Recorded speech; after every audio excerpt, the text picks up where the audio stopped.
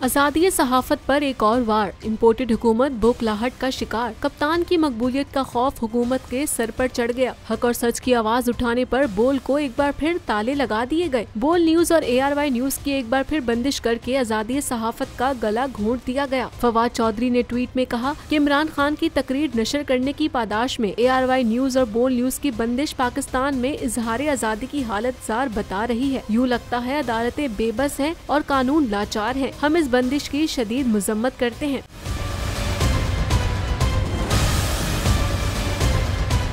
फैसल जावेद ने कहा ARY news और बोल न्यूज की नशरियात को फिर बंद कर दिया। इम्पोर्टेड हुकूमत की जानिब से आजादी सहाफत पर ताबड़तोड़ हमले जारी हैं। फैसल जावेद ने सवाल किया, आखिर क्या जुर्म किया है इन चैनल्स ने?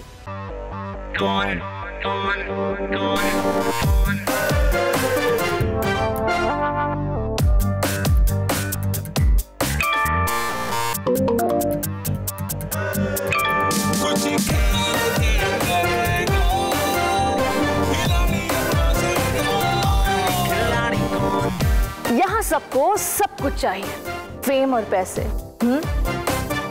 लेकिन ये सब होगा कैसे? Let's find out. आखिरी खिलाड़ी कौन?